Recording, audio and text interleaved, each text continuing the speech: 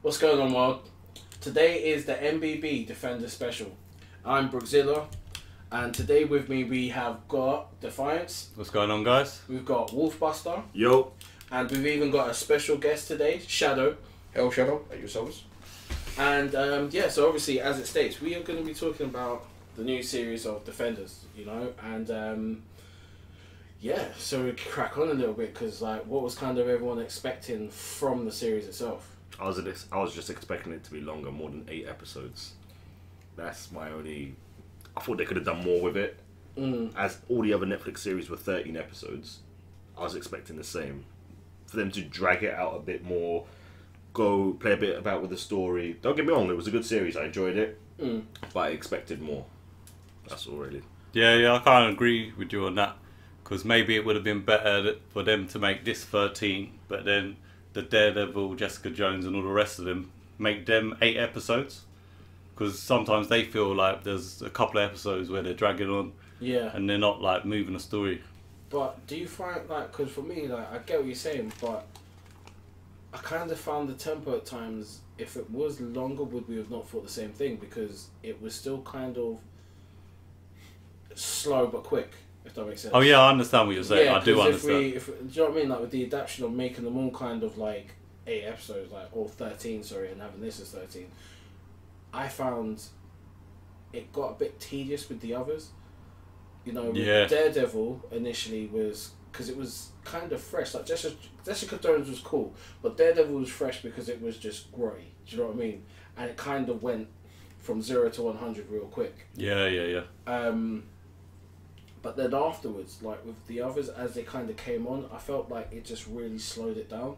So I think, like, I don't know, I'm not quite too sure if I'm honest, because yeah, no, I think as what they've done kind of allowed them to get what they wanted out and just kind of roll with it. So I don't know if it's because we feel kind of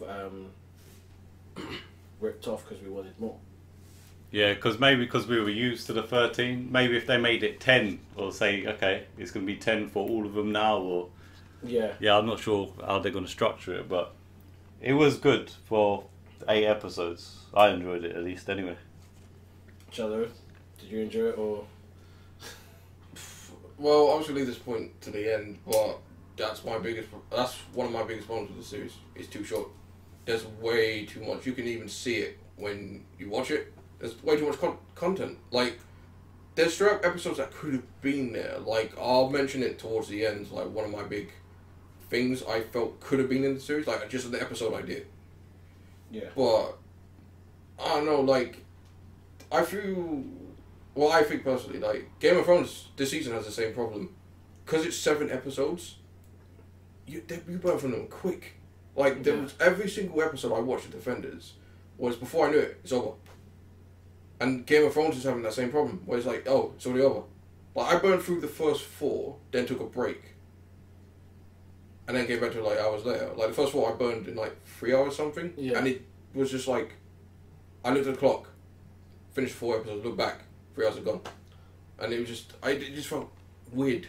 Was it, do you reckon, like, with it saying feeling weird and, you know, how it's gone quick, do you feel that they didn't entice you into it as well as, if that, because in the sense of, because if you think of some of the other ones, you're sitting there and they feel kind of long-winded, but, not long-winded, but because you're into it? Was it because the expectations were not necessarily met?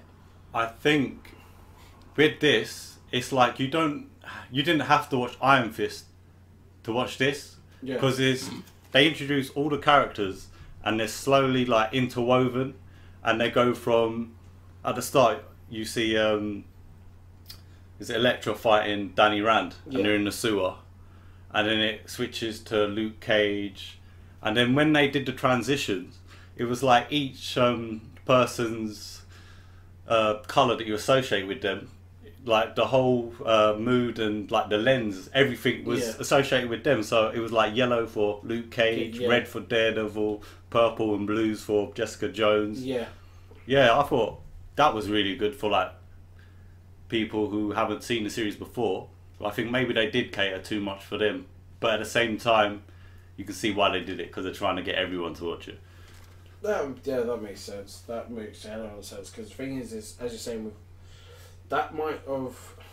Because I think from, as you're saying, in the first few, again, I was a bit. It was only the second half where I really kind of tuned in a bit more. Oh, okay, yeah. So I was like, okay, to see where they're rolling, you know. Yeah. But I don't make my personal opinion is it felt like how to put it.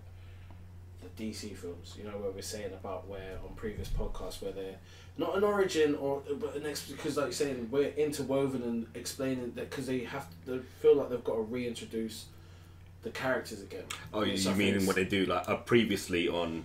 Yeah, this happened and that happened. They could have done that in like a minute or so. Do you know what I mean? Because I'm sure everybody's up to date that's watching it, you know, and like now even like what's going on here. This is a prime example. See, look, they're talking about Diamondback. They're talking about everything that happened on the previous ones. Yeah. But we all know what happened with Diamondback and Shades and stuff like that because you've watched it. Do you know what I mean? And this was kind of like, I don't know. I feel like it was just dragging its heels a little to rope you in to maybe possibly, again, get a second season out of it. Okay. Well, for me, I felt I liked this kind of. They didn't waste too many episodes on it. Yeah. And it did feel naturally. But I also think it was like they're trying to reset the Iron Fist. Because throughout this show, his character's a hell of a lot better than it was in his own TV series. Oh, definitely. And a lot of people didn't like it or didn't watch that series. So this is like the reset for that character. And like even Luke Cage and Jessica Jones and Daredevil. So I did like that aspect. But yeah, I can definitely see what you're saying. So... do you reckon Iron Fist was worse then? I don't think he was the worst. He went through a lot of character development and his character's a lot better now. It's just his fight scenes that were a bit disappointing. For him being a disciple of Kung-Lan and trained with the monks and put his fist through a dragon's heart, molten heart, whatever, you expected his fighting scenes or his fighting style to be a lot better. A lot better, not a lot better than Daredevil's, but on par, maybe a little bit more. And I was expecting both fists to be glowing and not just one. I don't think he has the full control over the Iron Fist yet, but I think that's something they might incorporate into season 2 of Iron Fist when they do it. But I'm happy with what they've done. It's an improvement on last season. Yeah, I totally agree with that. What do you reckon, Shada? Fully agree. Iron Fist felt like a character this time around. His own series, his own origin, it was weak at best. There was only one major fight even worth mentioning, and that was literally the Drunken Master fight. All the other fights, even the fight with the RZA, for fuck's sake, someone who's known to do that type of shit, felt weak. Like, there was a couple, like, it was structured like a tournament, like something you would see in like an old Bruce Lee or Jackie Chan film. But every time they fought, it was like it had a hint of style and substance to it, and then just quickly finished. Like literally the final fight, he wins undisputedly, and Madame Gao just cheats and goes forfeit to save the girl or whatever, and then he does that and he walks out, and that's the end of this episode. So, getting back to Defenders, I've heard like he's the weakest character in it. No, he's not the weakest. I just don't think he stands out too much, considering he's literally the focus. He's the key. It all depends on him. And when it comes down to it... he felt more like a side character. Agreed. Daredevil was the predominant one. Because I just a food for thought here. Because you see how the development in the series of Iron Fist, I honestly feel like they could have changed it. Because Daredevil could have been a bit more development, because that is character kind of driven. Do you know what I mean? Yeah. With Iron Fist, they could have done it how they started off with Daredevil. Do you get what I mean? Like, just literally off the bat, right away. Do you know what I mean? Really work on the fight scenes, especially. Do you know what I mean? It's like they had it so well straight away from Daredevil. So things like they've kind of got it a bit, in my mind, is a bit skewed in the ways that they've presented the characters. Oh yeah, I understand. Yeah, because I really feel like if they changed it the other way around with massive highly well done, well orchestrated, fight scenes from how they did it with Daredevil with Iron Fist, it would have stood out a lot more because like everything, it would have stood out and it just would have worked well. The guy who they've got playing Danny Rand, I just don't see him as he's not a great actor. Oh, okay. Fair enough. Do you know what I mean? Like less talking, more fighting. Do you know what I'm saying? Like it probably would have suited a lot better. That's just my personal opinion because I don't know. I just really didn't like him. Oh, okay. Well, this time around, I thought it was a lot better because he wasn't the whiny rich boy. In like he was in in his own series. Yeah. I mean, like there's the scene where Luke Cage just assumed he's just just a rich white boy. Yeah. But he's only really had the money for how long? You know what I mean? Because probably about a year, not even that. Maybe. Yeah. So and look how he dresses and stuff, and even how like the helicopter he was in, like.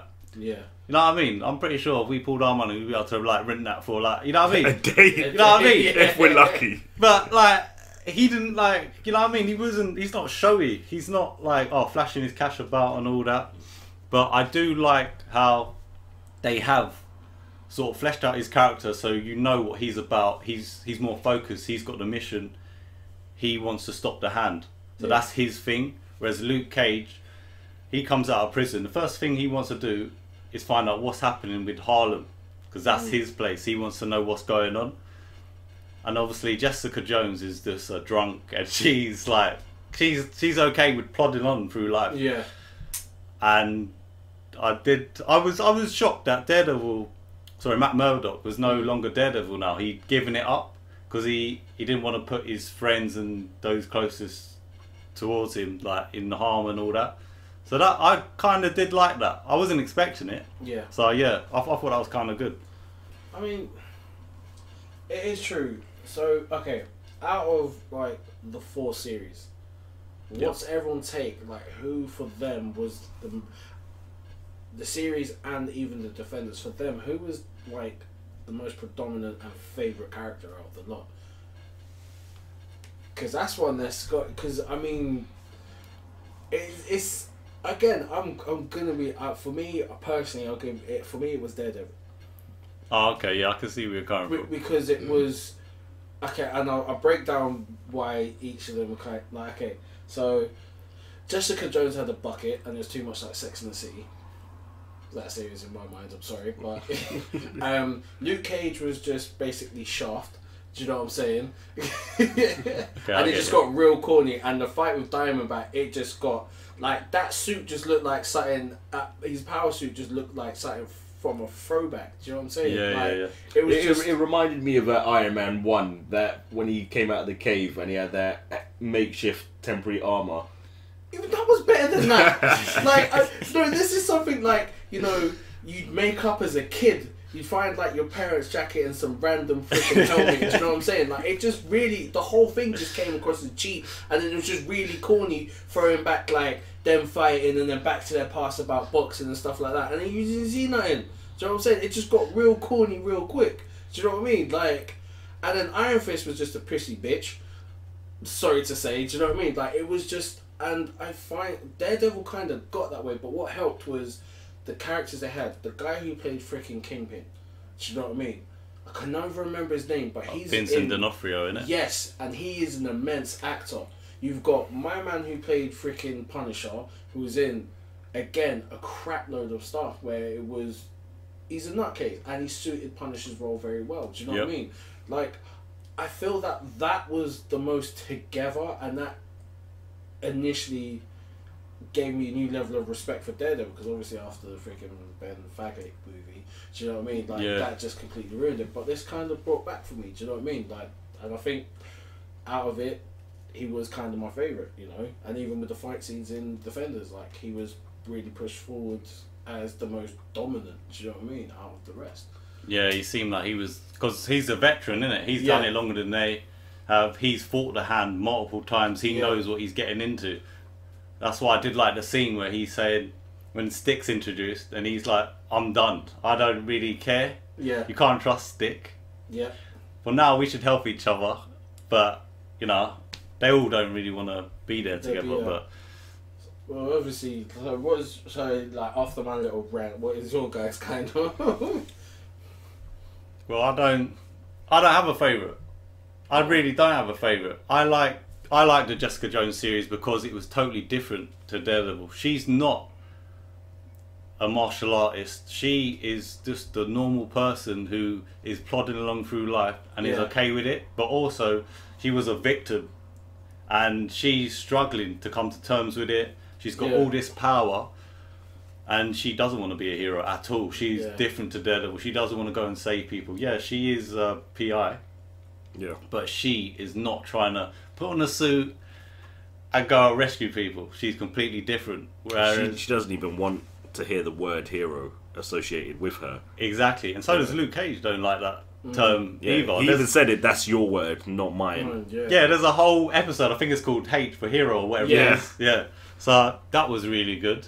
But yeah, Luke Cage, maybe, I think in the Defenders, they needed to go back to, he is a brawler, but he does know boxing and stuff. Because in his own series, you see him boxing, and he said, you know, he knew about that. He was a Marine and all this stuff. I mean, I understand that he doesn't want to kill people and that. He doesn't know how to control his strength. But at the same time, he's got to learn that he's got to be able to put people down quick. Yeah, Stick said the same thing, that you were in prison and you still not got over that. If you actually let yourself go, you'd be stronger. But for some reason, Luke Cage got tossed about quite a bit this season in this series. He kept getting tossed about everywhere. I mean, Elektra punched him once and he went flying. Yeah.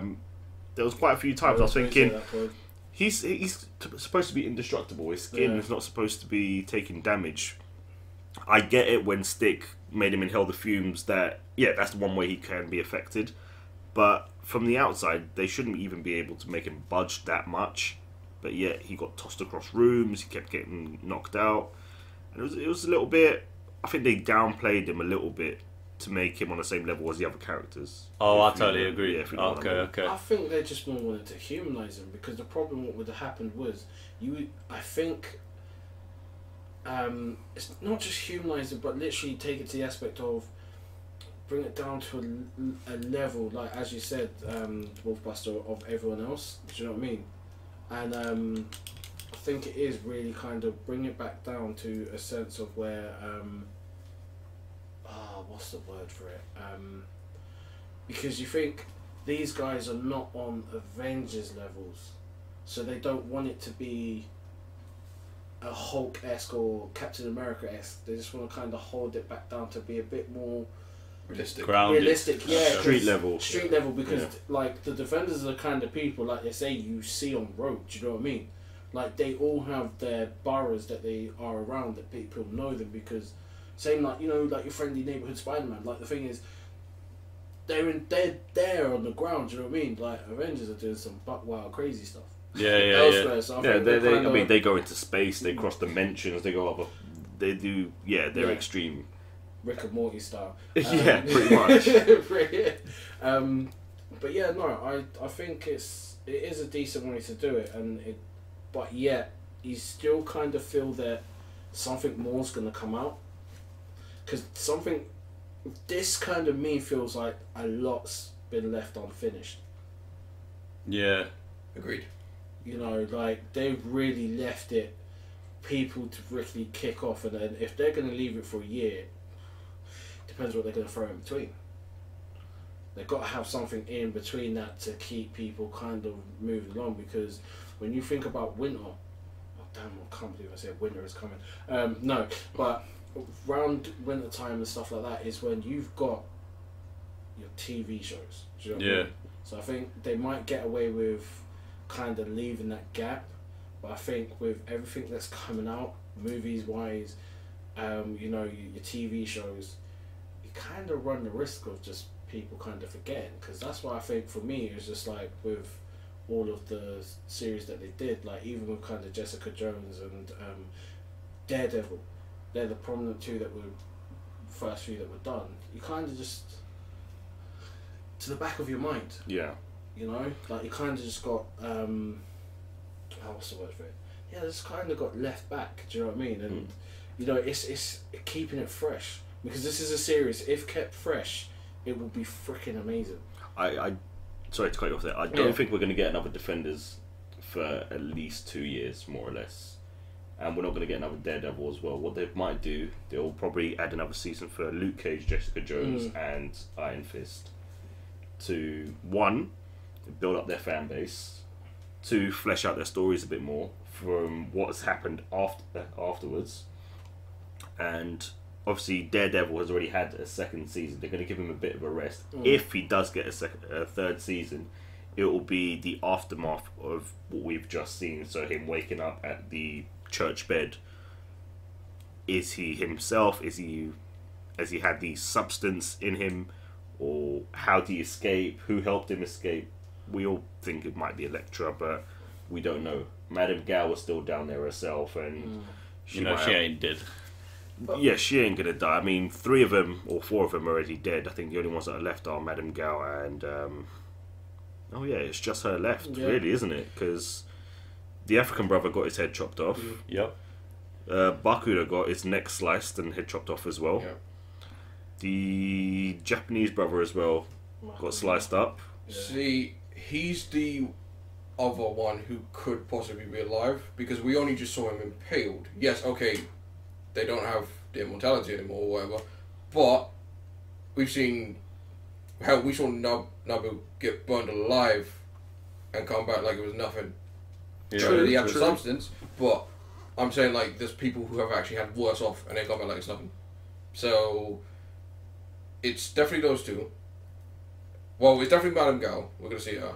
Elektra, she should be, I guess, but we, like I said, could be. They might just be like, nah, she's dead, and then just move on. But as I said, it's just up in the wood right now. So we have 4 possibilities. We obviously know about Daredevil, and the other 3 are ambiguous for the time being.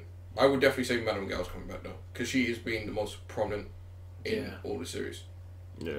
Like, to me, she's the hand. Yes. Pretty much all the fingers are dead. So she will be the main hand. Things will run her way. That's pretty much it. Yeah. If we do get another season of Daredevil, it's gonna go super dark. I think, because for the second time, if Elektra's dead, he's lost his love interest. Yeah, you kind of see he wants to get with Karen, but you know she's not really about the lifestyle that he leads. She's a little bit annoying, but she ain't gonna accept. She's not gonna accept that because she's gonna be worried too much. He's just gonna go. He's gonna either go full Daredevil, or he's gonna do less of the lawyer stuff, and just literally go after any remaining remnants of the hand, and just destroy them. So if we are talking about what we think season 3 would contain, I think Karen's gonna die. I think Kingpin is going to come out of prison. He's going to hire Bullseye, and then Bullseye's going to kill Karen right in front of Matt, and then it's going to be dark as fuck. Yeah, that's what I reckon. I agree with that, but do you know what? I don't think Elektra will be dead either. I think she'll be the one, as you say, that would have pulled him out, dumped him wherever, and then just gone about her business. Do you know what I mean? And pop back out later on, because I mean, if you're literally gonna like get rid of someone that quick, it really is pretty much not worthwhile. Do you know what I mean? And the other thing is, it's gonna be interesting to see how Madame what's her name, Madame Gao, maintains the relationships that she was talking about before. If she is gonna come back, you know, and I think they've kind of left it on an edge where it kind of gives everyone enough to, like conspiracy theorists, it gives you enough to come up with your theories without sounding too crazy. Do you know what I mean? Like, you can, you know, I get it. Speculate enough. I think that's one thing that people do enjoy, is making up their theories and speculating, or what might happen, what will happen. It keeps the shows kind of alive, because people can't help but do it. But what was I gonna say? One thing I would have liked to see would have been more of a story of the members of the Hand, of it when they were in Kunlun, because it got explained briefly that they were there, they were part, and then they got banished, but not so much. I would have liked to see maybe a flashback. It doesn't even have to be a long flashback, a couple of minutes, just showing them all there, when they left, because they're all from different time periods, because they've been alive for hundreds of years, from what it seems, or maybe thousands, I don't know, and they've all went back to their countries, and you saw Madame Gao when, I think it was the last episode, when they opened the gate, or the door, sorry, and there were the dragon bones everywhere. Yeah. And she said, yeah, back in my country, these were flying around everywhere. I would have liked to see, that would have been a perfect time for a flashback right then, to have seen back her country and the dragons flying around everywhere. Because that clearly states she's been alive for a couple of thousand years. She clearly is the oldest out of all of them. She is one of those ones that seems like, as you say, she's a lot of experience, but she's the smartest out of all of them. Because Sigourney Weaver, as Alexandra, got gassed, but she's the one that she knows. She has way more experience than everybody else, and she's like a cockroach. She was the last leader before Alexandra took over. Yeah. Yeah. But she knows enough when to let someone take it and to back off, and then she just keeps coming back. As you say, most prominent throughout all the series, keeps popping up, you know what I mean? She's the one that's more likely to pop out of anyone. She's a cockroach. You cannot kill her. I would not be surprised if she recruited Kingpin to be a new finger, because she still needs to keep her influences around the world. Oh, God. And he's a guy with connections. I think I just figured something out. Go on. I know who all the members of the new hand are going to be. Diamondback. Steel Serpent. Yeah. Serpent, who is see his best friend who comes. Yes, what's his name? Jessica Jones. Yeah. Apparently, Thing might be coming back. Purple Man. He might actually be coming back, and obviously Daredevil. Yeah, like you said, Kingpin done. That's a good shout. They've all got history within each other. They're all kind of nemesis. And they're all the perfect, like, they are literally the counters to each hero. Alright. Every single one. At least we have this recorded, because this is going to be interesting to see, playing it back later on to see if it happens. Like, at least it's been recorded, and that's a prediction right there. Yeah. And it sounds it's the most logical explanation, like, the most logical altogether. Yeah, like, who else you going to get? Turk. You know what I mean? Like, there's no one else to really fill the shoot. Yeah. I think you may be right, because at the end of the Iron Fist series, when the Steel Serpent was talking to Danny Rand's friend, the girl, yeah, Madame Gao was in the background overhearing the conversation when they were recruiting her. And she did influence him, saying, look, there's another power source out there, blah, blah, blah. And you know his story. Well, straight up in the comics, his insignia is what she uses. That's how, like, her symbol you see throughout the series is what is literally his logo. Yeah. So it's implied that he, like you said, has some influence, and he's gone to take the darker path. He's going to do the same thing he did seeing Doctor Strange, where clearly Mordo decided to choose the darker path. He wanted to go and separate himself from what he believed was the right path. Yeah. So it's just open to interpretation right now, because we've got nothing to go on except for what we've seen, as you said, fan theories and shit like that. So who knows? It's all one book for now. We just have to see how this plays out and hope for the best. I reckon it's the most logical, and two, like, we'll see as time goes on and see if that's the most prominent one that pops up between the lot, because who else, like you said, there's nothing really else. Do you know what I mean? And are they going to take it to the extreme right away? You know what I mean? Are they going to work on the other series? Like, it just, as you say, it's open to interpretation. It's just in a space now of where it's just like, they've really left people wanting so much more. You know, they've really put it at a point of where it's just like, hey guys, we're just going to dangle a carrot out in front of you and you're never going to be able to get it until we say. Which is cool, you know, but it is literally just like, it's in front of you, but you gotta wait. If I may interject for a moment, if we could go back to what we talked about for season 3 of Daredevil, honestly, I don't even want to talk about Daredevil season 3 right now, because I'm still of the opinion, like, I don't know how you'll feel about it, but they shouldn't have shown him at the end. I wanted them to just be like, he's dead, or supposedly dead, and nothing for the foreseeable future. So they do the next series, they do whatever, and then let's say 1 or 2 years down the line, just before they're about to do this next Defenders, we get some sort of hint that he's coming back. And you could do something like he's now part of the Hand. Because there's a point in the comics where he's like, he literally becomes darker and he literally becomes the leader of the Hand. Yeah, he wears the black suit. But that's what I'm saying. Like, I wanted that to be gone. I'm done with the Starkers love as shit. I tolerated for the season, second season, because she was fine. She kind of took away from Punisher. I would have rather seen more Punisher than her. Yeah. But her story was fine. She did what she needed to do. And then in this one, when she's the Black Sky, good. I'm on board. Just a lifeless husk. That could happen. I mean, we could see a Daredevil joining the Hands, because we pretty much know Punisher Frank Castle will be joining them in the next Defenders series. See, you say that, but he was meant to be in this one. Yeah, they released a trailer of he's talking, he's walking down that street or wherever it was, or cell or whatever, and then they just went into the Defenders trailer. He weren't even in it.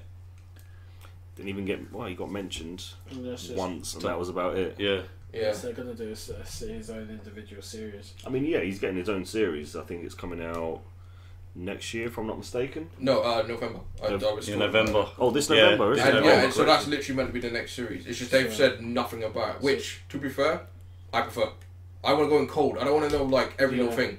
Like, give us like a month and a half later, give us a trailer or teaser or something. Well, we got a teaser, but give us another official trailer. Say a couple things we need to know, leave it at that, and then run it. That's what you gotta do. The only thing that you always, what I really feel with why they showed Daredevil is they played the safety card. Because they're probably, Netflix, I see at the moment, are people pleasing. Do you know what I mean? And why show Daredevil? Because they don't want to risk backlash of, you've killed him. Do you know what I mean? Like, they want to keep it good and making money. If you show him there, he's the most popular character. That just means basically it's open to interpretation, as we've done, you know, and people aren't necessarily going to be felt hard done by. Do you know what I mean? So I think it's like, and it's a shame that like studios take the cop out route, the safety route to you know, do something. Have a pair of balls, you know. I would have much the same as you, Shadow, like just seeing him there. Do you know what I mean? Or not seeing him there, but just knowing. The last shot is literally when you see it fall down. Yeah, and then just black. Just That's just done. it. And then they just cut to everyone like mourning and finding, coming to terms with the aftermath. Yeah. But with that said, I know exactly why they did it. That's not the issue. The issue is, as you said, people pleasing.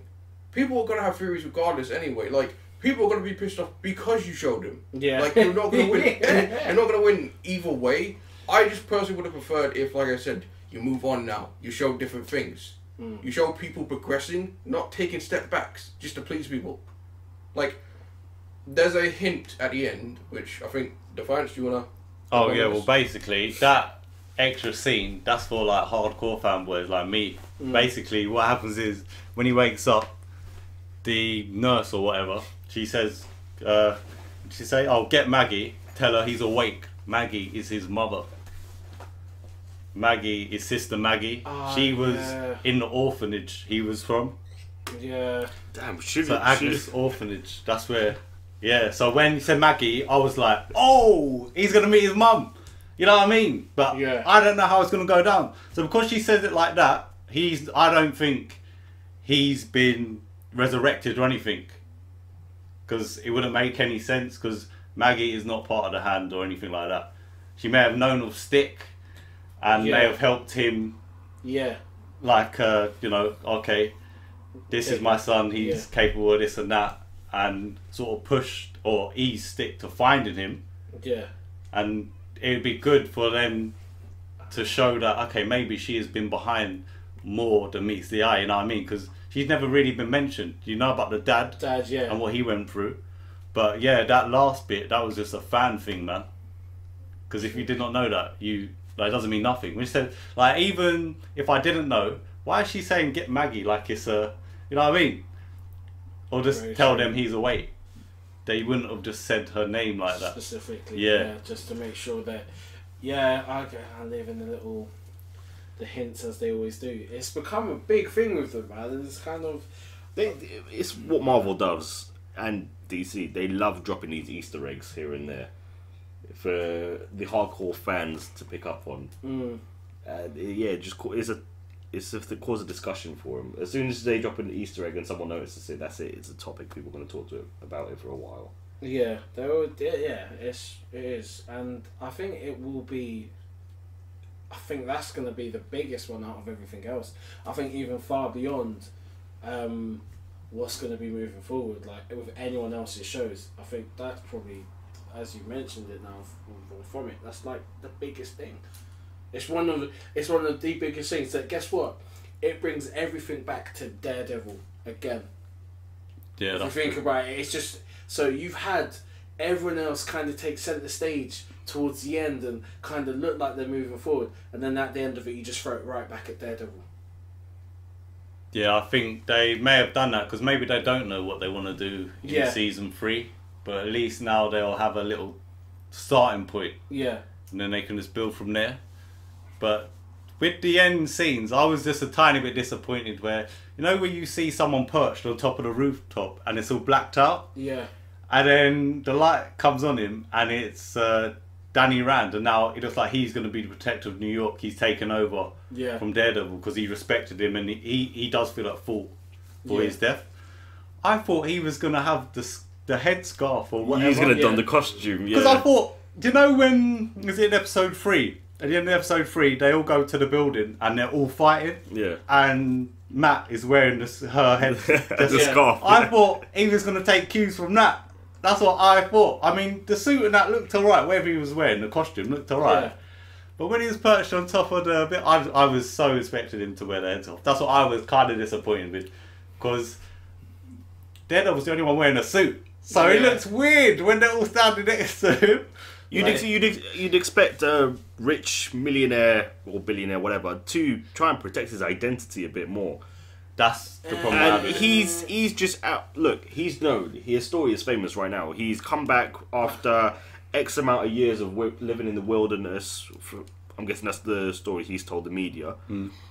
And all eyes are going to be on him. All these events unfolding, people are going to be looking at, right, there's these people fighting. Who are they? They look at Daredevil. They're like, oh yeah, it's just a devil from Hell's Kitchen. They look at Jessica Jones. They know what she's done. Yeah. Yeah, they know who she is. They look at Luke Cage. Look, yeah, Harlem's hero. They know what he's done.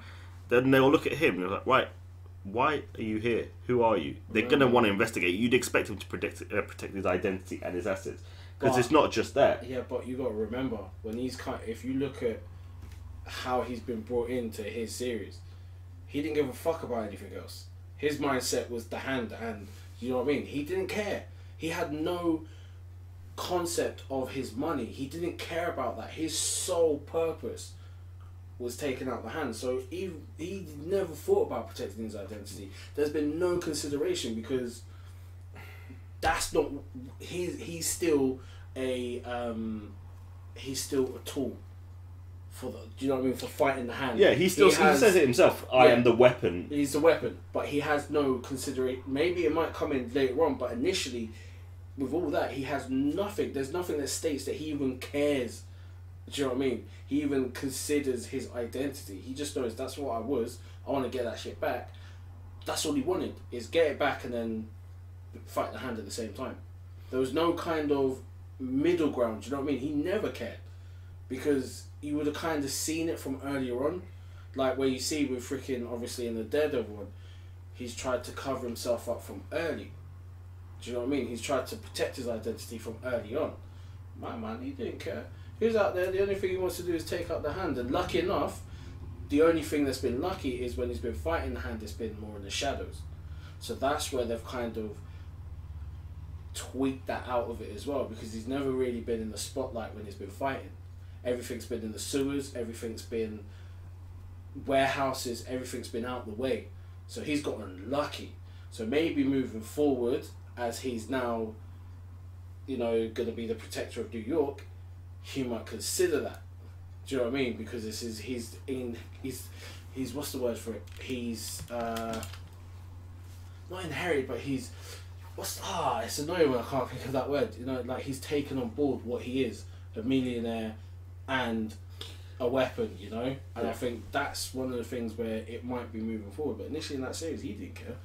Oh yeah, no, I understand what you're saying, but that's why I said I was disappointed, because he's just seen that Daredevil has had to protect those he cares about, because he doesn't want to, you know, he doesn't want to do something, and for them to take the brunt of it all, or die or whatever.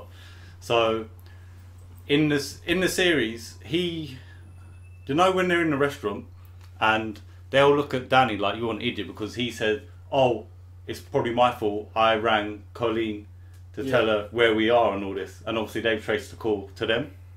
He should be making them links like, "Oh, this is why Matt doesn't want everyone to know his identity, because now they can trace the call to Colleen. Maybe she'll be injured." Yeah. So that's why I thought at the end he would have the mask, because he would have made them bridges and them links, and then developed more as a character and be like, okay, now I've got to have my Iron Fist and my actual identity two separate. Yeah, I can't have it the same. That's what I was kind of disappointed. He's still a bit naive in the sense of who he is and what he can do. I mean, it was only a couple of episodes in. He's like, you know what, Luke Cage was right. I do have one more way I can win this war. Yeah. And he used his Danny Rand's persona to get into Midland Circle. And it was nice. I kind of liked seeing that, because he's like, look, you have all these tools at your disposal, but you don't use them. You're only using what you've relied on for the last 10 or 15 years or however long it's been. Yeah. And it was quite nice. But he does still need to keep both parts of his life separate. Oh, yeah. Because all it takes is, like Karen said, one reporter to make the links, and that's him exposed, and that's his business gone. Yeah, he owns 51% of the company, but I'm pretty sure his company would crash, people would buy it out, or he would just lose part of the ownership and have pretty much nothing from scratch and be living in the dojo with Colleen. But I think that's where it shows that he hasn't necessarily been groomed into that. So it would be interesting to see like him, you know, kind of develop that later on. But I think it's just a bit special needs. I just see him as like a bit of the sloth of the group. Hey, you guys. That's how I see him, because he's, like you say, there's things that he should have put together, but yet this buffoon can't, really. See, I do see where you're coming from, but I like the fact that he's clearly the youngest. Even though he is the key, like Shadow was saying earlier, he's the key to everything. He's the immortal Iron Fist. He is not as experienced as Daredevil, who's fought them for many years, who knows stick, who knows about the chase. He doesn't know any of this stuff. And Luke Cage. Yeah, you mentioned it. When you're in the restaurant, I've learned more information in the restaurant than he has in the last couple of months. Exactly. And then you got Luke Cage, who he just wants to protect Harlem. He hasn't thought about the general scheme of things. And Jessica Jones just don't give a shit. She walks out in one episode, and she comes back. Yeah, pretty much. Yeah, you're right. Luke Cage said, "I just wanted to protect one kid," and Jessica just wanted to solve one case. That was it. They had no higher plans. But now they've been roped into this world, and the only way out is through. Yeah, to go through them rather than...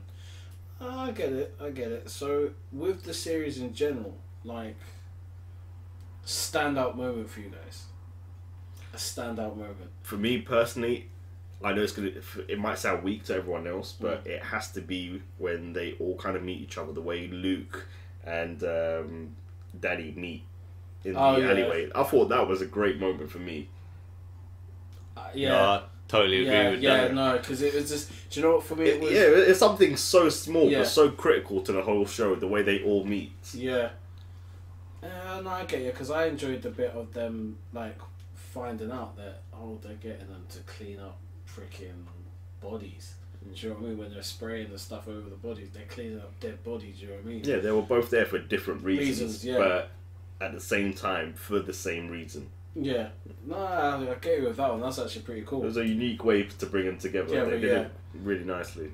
I did like the fighting and how Danny's trying everything and Luke's just taking it all. And he's like, wait, hold on, why is this not hurting this guy? Yeah. And then he just shoves him off, he goes flying. And then when he summons the Iron Fist, Yeah. and you see it glowing, and he just clocks him. And then you see Luke go flying, stumble back and be like, oh, that's what it's on about. Okay, let's go. Yeah, man, that was good. That was good. Another great moment, sorry to interrupt, was the aftermath of that fight when he's putting the ice pack on his face. Yeah. It's like, what happened to you? Oh yeah, some kids. I think his fist glowed. And then, what's her name? Claire. Yeah, Claire, that's the one, sorry. Yeah, and Claire was like, oh, I know who this is. And then they meet up each other. Well, they meet up with each other. I thought that was another great scene. But Yeah, I thought it was good for them to link the characters like that because nothing felt forced. Like when Jessica Jones is arrested and she's in the precinct, it makes sense that it'd be Charlie Cox, Matt Murdock, who would come in and represent her. It was just everything just made sense. There wasn't like leaps and bounds of like, well, that doesn't make sense. Why were they here? Yeah, I thought that was written well. I thought it was well written. They linked everything together. Yeah, and Shadow, what about you, bro? Off the top of my head, I don't know about standout moment. There's moments that I would rate higher than above others. How they get them together was a nice touch, like you said. Like how with Jessica Jones, Daredevil just comes in and it's just like, I'm your lawyer, don't say anything. And with obviously Iron Fist and Luke Cage, they both came to the same conclusion, just went about different ways, and they meet up for different reasons, not like it's forced. It just happened naturally. Yeah. Like each one made perfect sense. Apart from that, there was more. While I would have preferred more of it, just the natural interactions, like when they were just sitting down, just talking. Yeah. Just having conversations like normal people. Like they would think each other's weird because of how they handle things or they go about just natural decision making. Yeah. And it shows at points how, as you said, a lot of them are reluctant. The only one who really wants to be on board with this team shit is literally the one person who's like, hey, I'm a one-man army and even I need help. Yeah. Yeah. That was done. Luke Cage, like you said, one kid just wants to protect Harlem. And Jessica Jones is literally the worst person when it comes to being like a part of the teams. Like you understand why she's like that, but it still comes across as you know what the situation is. So you might wanna just, I don't know, come to terms with it and just be like, let's move this on. As she does, obviously she leaves and then she comes back when she's like, alright, I need to sort this out now. The realisation. Yeah. And, you know, I think that's what has probably been the whole thing, is what they've done well, is the sly little people fitting in, like a moment that just popped up with Hogarth as well, who's Danny Rand's family lawyer, who knows Jessica Jones. Everyone knows somebody else, do you know what I mean? Yeah. And they've slipped that in and it's been really well, you know, it's really well done. And it's one of those things of where it's probably one of the best things that they've ever decided to do was roll through Netflix. And what I find now is that where the DC series were freaking amazing, they're starting to take that, and that's just my personal thing, because seeing with how they've done all four and the Defenders, I know it's like moaning about some of the stuff, but it's still rolled into one. How they rolled it all together to get this out and to get you to watch it was really well done, you know, like, and they really are starting to take more of the freaking market, which is quite scary. It's become popular. I told you, it's a mainstream thing at the moment. Yeah. But I have to say, one thing I was slightly disappointed in the Defenders was Claire knows all of them. She has helped them out in a medical way. All of them at some way or another. They should, when they were all together, they should have made at the police station. They should have made like a big deal, like, Claire, you're here. Why are you here? Oh, I know him, and her. But it was nothing. I mean, you saw him in the police station, and Claire was chatting to Colleen, but Foggy and what's her name, Karen, were in the other end of the room. They know each other. I'm surprised they didn't go and talk. Or even with Jessica Jones' friend Trish, they didn't talk because I'm pretty sure they know each other as well. Yeah. They didn't say anything. So I was just slightly disappointed in that. I thought they would have made a bigger deal because at the end of the day, I would have thought she would have been the one to have brought them all together. I think everyone thought, yeah, she's going to bring them all together and then that's how they're going to meet. But they didn't, and the way they went about it was actually a lot better and a lot more interesting. I just think that the group were probably annoyed because she just got roped into Luke Cage. Because she probably did one of the things and just ghosted on everybody and just was hanging around Luke Cage, just all on that penis. Yeah, well, she tried to. That's just my kind of crew. Yeah, she tried to escape that world. She left her job. Yeah. She moved away, but every time, whatever she did, she could not escape this world. She is part of it now.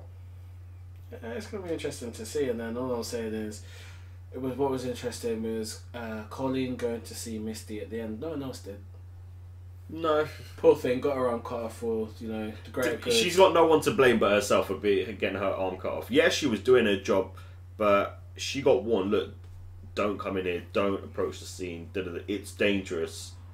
Yeah, she probably helped out, I think it was Claire when she was about to get killed. Head cut off. Yeah, but, yeah. She's alive. She should be happy. But the way she reacted, it's just a job. That made me a bit... I don't know. It seemed like she was still a bit salty. Oh, without a doubt, because the reason she's put in that position is because she loves her job too much. Yeah. She needs to know things are different now. You may be a policewoman. You're ground level. This is above that. You need people with powers or people who can fight or whatever. You need a bit more than an average person. And the whole thing with the arm being chopped off, Disney and Marvel, they love that shit. Everyone's got to have their arm chopped off. I know in the comics she does get her arm chopped off and then she gets a cybernetic arm. Yeah. I'm sure Daniel would help her out with that. Yeah, I think it's Tony Stark supposed to give it to her. But I thought it'd be good if they, instead of, because obviously they don't know Tony Stark, what if it was that Justin Hammer? Is that the guy from Iron Man 2? Yeah, get him in it, because I like that character for Iron Man 2. I didn't like Iron Man 2, like as a whole. I didn't think, but the actual character, maybe if you brought him back, or just another rival to Tony Stark. Because I just thought maybe it'd be too easy if, Downey Jr. just popped up like, oh, here's a new arm. Like, it wouldn't really make sense because they don't really know each other. I don't know if he does know Danny Rand now because they're both billionaires and they're on that level now. But I mean, that can happen in the next season if we do get an Iron Fist. You're like, hey, look, I make all this technology. How about a partnership? Like, this and that. But there was the slight mention of when Colleen was talking to her. There's specialist here. Slight hint. Do you know what I mean? Yeah, I do understand. I'm sure we can help you. He owns the hospital. Do you know what I mean? Like, you can see that that's going to be tweaked in at some point. But the thing is like, what cracks me up, and this is the one thing that I find kind of crazy with Marvel in general. There's just no unification, because you've got just an example, X-Men in Jersey, but yet the world hate mutants, right? But then you've got the Defenders, they're vigilantes, we hate them. Not hate them, but they shouldn't really be doing what they're doing. Yeah. But you get the Avengers, who are far worse and probably cost $1 billion in damage, as an acceptable thing that work with the government. Like, shouldn't my thing is with the police especially, shouldn't they necessarily be like, okay, these guys have got superpowers, let's probably work with them. Do you know what I mean? Because you've kind of got that mismatch. Because you've got Spider-Man, who's also freaking... Do you know what I mean? Like, you think of the 5 boroughs, do you know what I mean? Yeah, Spider-Man's in Queens, isn't it? Yeah, and then you've got an out-of-state.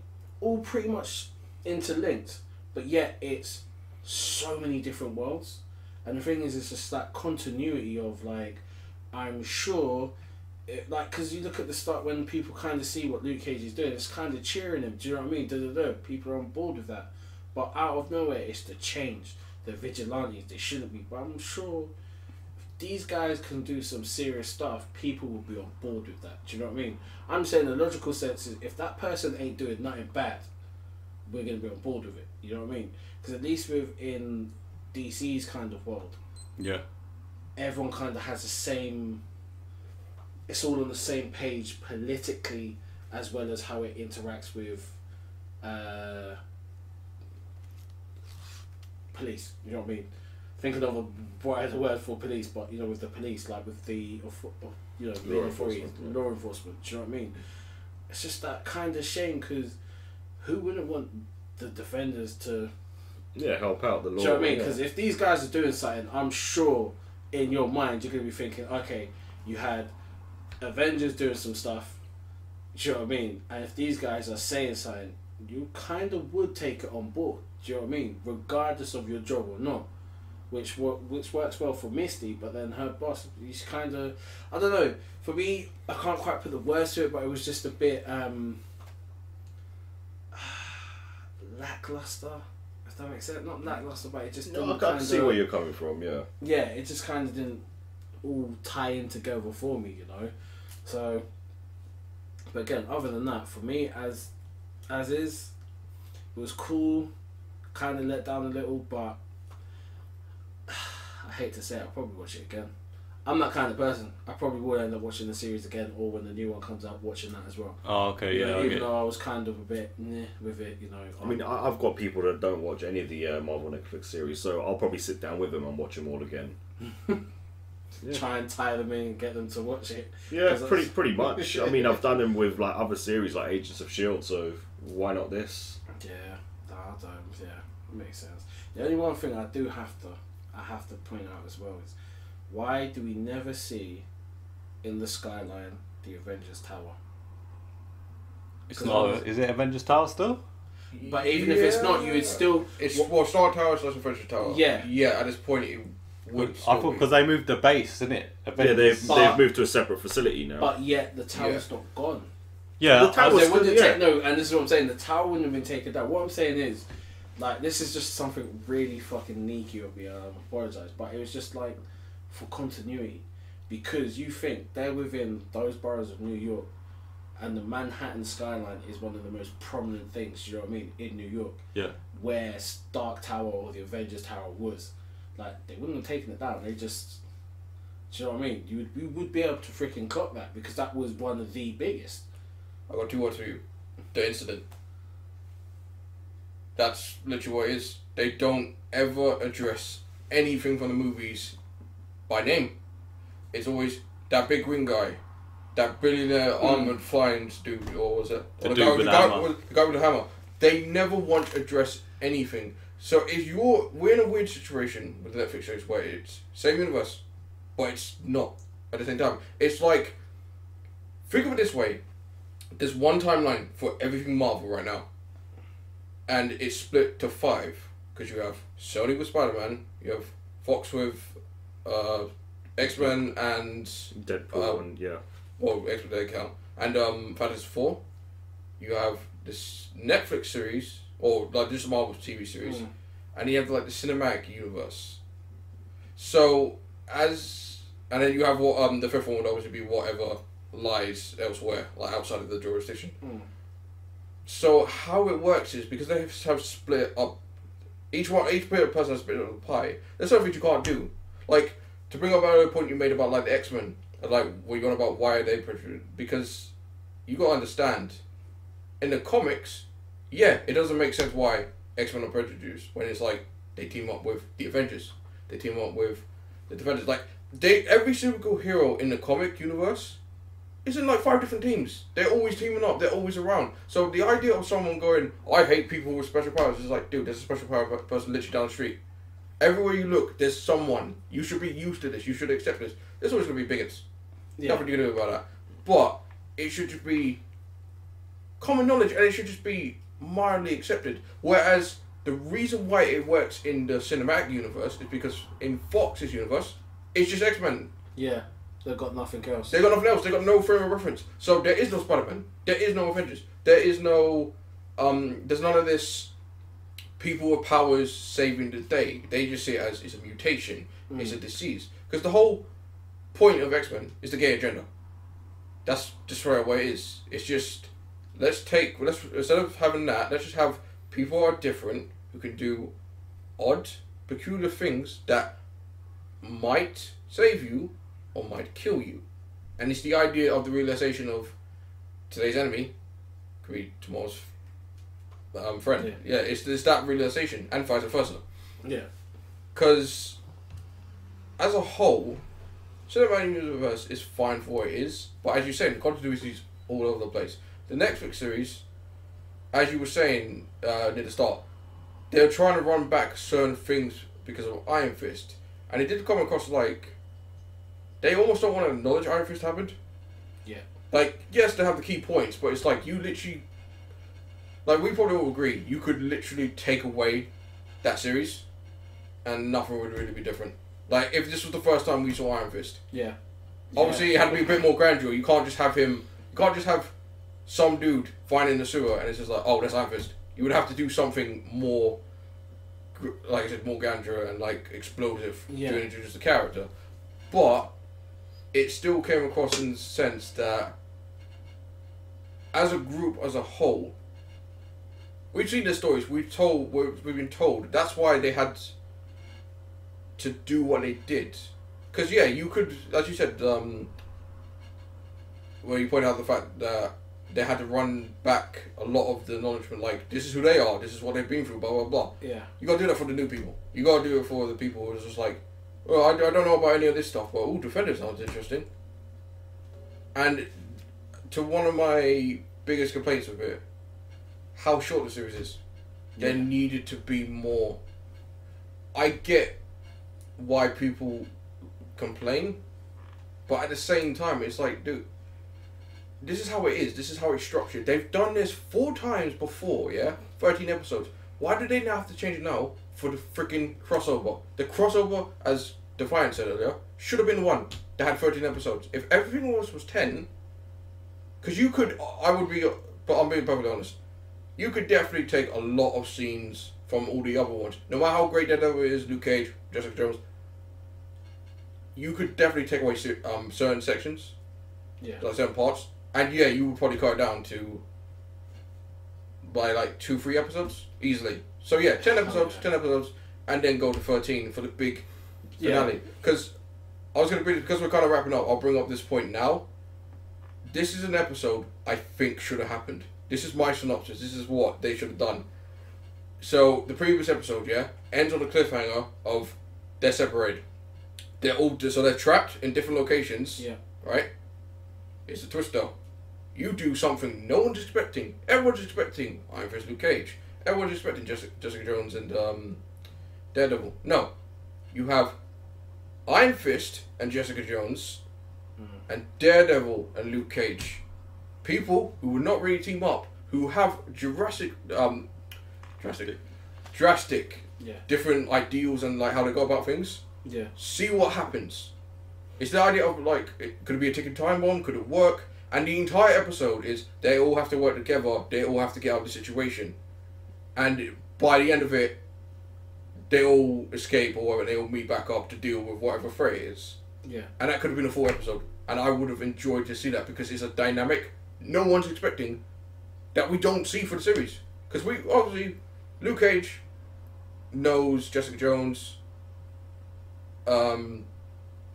But that's about it. No one else really knows anyone else. It's just really those two. Everyone else was like, oh, like, Daredevil gets mentioned a lot in the other series because they know about it. They know about the Devil Hell's Kitchen. Obviously, Jessica Jones gets mentioned because of the aftermath. Like what happened towards the end when she obviously kills Kilgrave. Yeah. And with Luke Cage, obviously what happens in Harlem because obviously a bunch of stuff happens. So it makes sense. But on a whole, I don't know, there's definitely something lacking, like I said. Like, it's definitely too short. There should have been more, for starters. And there should have been more action. Definitely. A lot of talking, which is fine. Establish what you need to establish.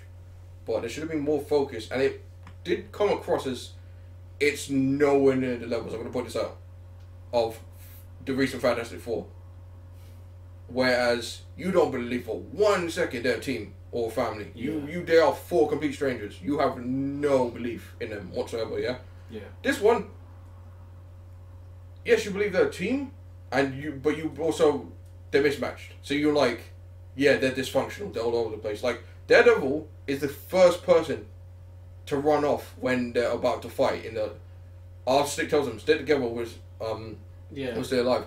You kind of know why, because he's like, why would I listen to Stick and also Electro? But throughout the series, it definitely came across as Daredevil was the one kind of lacking, and it's like he's meant to be the leader. He's the one that should be in charge or whatever, and it showed for moments. It just showed that the fact that they are all inexperienced. Obviously, some more than others, but the lack of dynamic as a team needed to be shown a bit more and it should have been addressed a bit more, just to improve it. Yeah, I just think that's because it's the first one. If they're all a great team from the get-go, that's bullshit. Like, I know like you lot are saying that, you know, all superheroes or people with powers should be seen as equals. They're not. Like, look at even today's society. The reason why this show is good, or like some people do hate it, is because it takes what goes on today and puts it on there. Like, mutants were born with this stuff. All those other guys with powers, they were evil force with it, they got it. Completely different things. Even though, yeah, everyone's got different abilities, it's not the same thing. Sort of like, with the Avengers, they're seen as more godlike. They're above the average chump like Luke Cage. You don't put him on the same pedestal. Yeah. They're two different things. It's like people do it with bloody footballers or their favourite. They're completely different. That's why I like the series. My only problem with the series, me personally, I thought the main villain, even the 5 fingers of the hand, they needed to be more evil, have a better presence. Like Gal, she's great. When they introduced Alexandra, I thought she was great because Gal's scared of her. I was like, why the hell is Gal sort of being really polite, creeping up to her saying, oh, this is what's happening, blah, blah, blah. And then you get glimpses of it, like when she easily takes down Elektra after she's been resurrected. And you think, okay, we're going to see a fight scene or something. They never get to that situation where she actually progresses and you see why they're all afraid of her. I get what you mean. I was expecting her to be a bit more ruthless. Yeah. I mean, there was a scene in the restaurant where she corrects the guy, or the guy corrects her, saying, "Oh yeah, Constantinople is the old name." Yeah. I was expecting a slap or a head being chopped off or something. There was plenty of scenes to make her seem more evil, more ruthless, or more aggressive. Yeah. But yes, I get she's ill. She's ill and she's dying, and she probably doesn't want to exert herself. But you know, to assert her dominance, say, look, I am the leader. Even when she was talking to the other fingers, saying, look, so one day he's been kidnapped. But I thought she would at least put one of them down to assert her leadership. But it was just words. That was all it was. It was just words. I think that all comes back to when you're saying about maybe a flashback or something, because it all comes down to must have been how they were in Kunlun and how they left and stuff like that. Yeah. Obviously, they've known each other for donkey's years, so you know, I think those kind of the explanations of that maybe could have been. And you got to remember, the reason probably why she wasn't as bait was because she's probably the one that really understands about being in the shadows. Do you know what I mean? Because if you're killing people left, right, and centre, that's bait.